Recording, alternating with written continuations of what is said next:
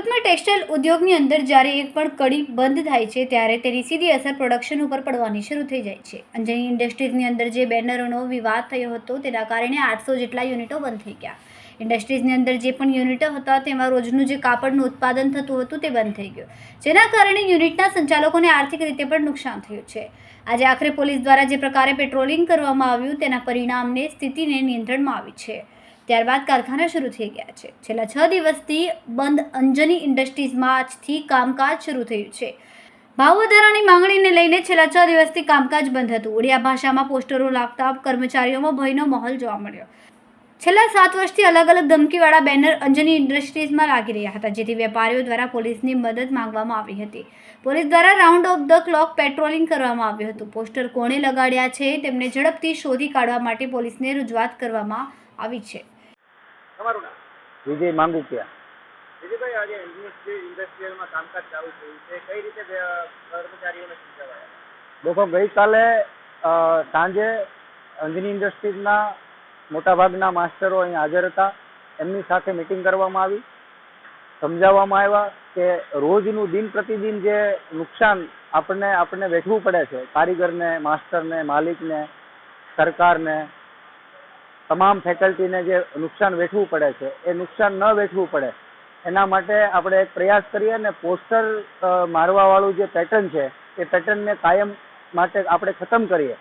સાથે મળી અને સૌ આ પ્રકારે પ્રયાસ કરીએ અને ફેક્ટરીઓ શરૂ કરી ત્યાર પછી જે કાંઈ ફેક્ટરીઓની અંદર કોઈને કારીગરને કામ ઓછું થતું હોય, કોઈને તકલીફ હોય, કોઈને મશીનરીમાંથી તકલીફ હોય, તો આ બધી તકલીફ દૂર કરવા માલિક અને કારીગર વચ્ચે સંવાદ થાય અને સંવાદ કરી અને આપણે આગળ વધીએ, જેથી કરીને જે પ્રકારે તમામ આખી ઇન્ડસ્ટ્રીઝને અને પાછળ કેટલા લોકોને નુકસાન થઈ રહ્યું છે એનાથી આપણે બચી શકીએ. હાલ જે ગઈકાલે મિટિંગ થઈ હતી એમાં કોઈ શરતોને આધીન કામ શરૂ થયું? કોઈ પણ પ્રકારની શરત મૂકવામાં આવી નથી.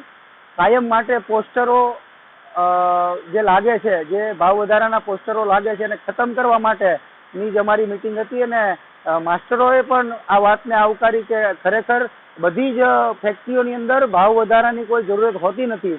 કોક અમુક જે પ્રમાણે જે રીતે પીક અપડાઉન હોય, રીડ પીકના હિસાબે અને માર્કેટના જે માર્કેટમાંથી જે કપડું આપવાનું હોય છે માર્કેટની અંદર, જે પેટર્ન, જે ડિઝાઇનની અંદર, એ અલગ અલગ ડિઝાઇન પેટર્નની અંદર જે રેટ વધારે ઘટાડે જે કાંઈ હોય છે એની અંદર અમુક ફેક્ટરીની અંદર જે કાંઈ પરિસ્થિતિ નિર્માણ થઈ હોય એવામાં બધાને સમૂહને સાથે જોડી અને કોઈ પણ પ્રકારની આ વાત કરવામાં આવે છે તો અમે આ વાતને વખોડીએ છીએ અને ત્યાર પછી જે પ્રમાણે જે દર વર્ષે છેલ્લા 7 વર્ષથી જે પોસ્ટર વોર જે ચાલુ છે, જે પોસ્ટરો મારે છે એને કાયમી માટે ડામવા માટે અમે આગળની ગતિવિધિઓમાં બધી જ ફેક્ટરીઓ શરૂ થઈ જાય પછી પોલીસ કમિશનર સાહેબશ્રીને રૂબરૂ મળીશું અને આના ઉપર કડકમાં કડક કાર્યવાહી થાય અને એના ઉપર FIR થાય અને પોલીસ ફરિયાદી બની અને આના ઉપર જબરજસ્ત એક્શન લે